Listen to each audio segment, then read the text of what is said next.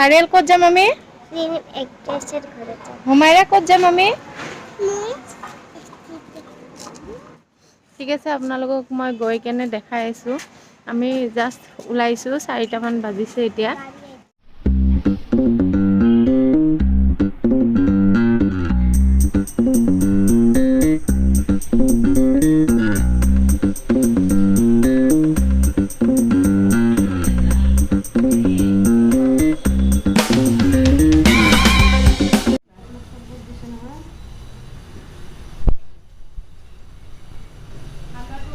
হাৰিয়াল বহা।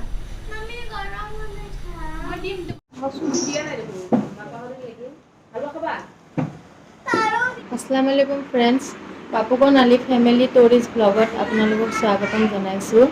এতিয়া আমি আছোঁ অসমীয়া ফিল্ম জগতৰ এগৰাকী অভিনেত্ৰীৰ লগত, মনিতা কাকতি, যাক হয়তো আপোনালোকে সকলোৱে চিনি পায়।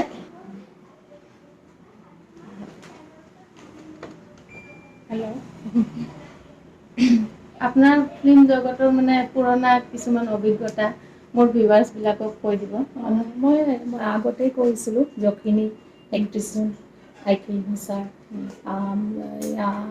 ছাৰ শ্বুটিং কৰোঁতে আমি নদীৰ শ্বুটিং কৰিছিলোঁ, নদীৰ মানে ব্ৰহ্মপুত্ৰ তাতে মানে কমল নাথে শিকাইছিলে আমাক ডান্স। তেতিয়া আমি মানে শ্বুটিং কৰি থাকোঁতে নদীত মানে শ্বট আছে, শ্বট থাকোঁতে আমি ডুবিব ওলাইছিলোঁ। তাৰপিছত কমল নাথে আমাক বচালে আৰু এনে আপোনাৰ ফিল্মৰ কথা মানে নতুন জেনেৰেশ্যন সেইবিলাকে হয়তো চোৱা নাই, এতিয়া কিন্তু পাহৰিছে। ফিল্মৰ নামকেইটা কৈ দিব। আজিকালিতো ইউটিউব আছে, চবে চাৰ্চ কৰি চাব পাৰে। যখিনী, 31 জুন, আইফিলিম ছাৰ, দেউতাৰ বিয়া, অহংকাৰ আৰু চিৰিয়েল কেইটামান কৰিছে।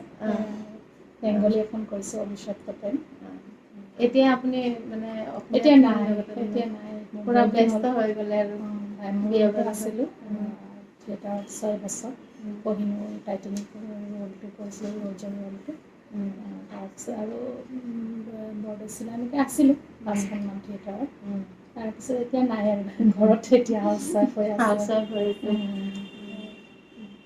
নমস্কাৰ, আহক আপোনালোকে চাওক বাপুকন আলি টুৰিষ্ট ফেমিলি টুৰিষ্ট ব্লগ মই কৈ দিছোঁ। চাওক, আপোনালোকে উপভোগ কৰক। তেওঁলোকৰ ফেমিলিৰ লগতে ৰিলেটেড আছে আৰু বহুত দেখা পাব। আপোনালোকে লাইক আৰু ছাবস্ক্ৰাইব কৰক। ধন্যবাদ।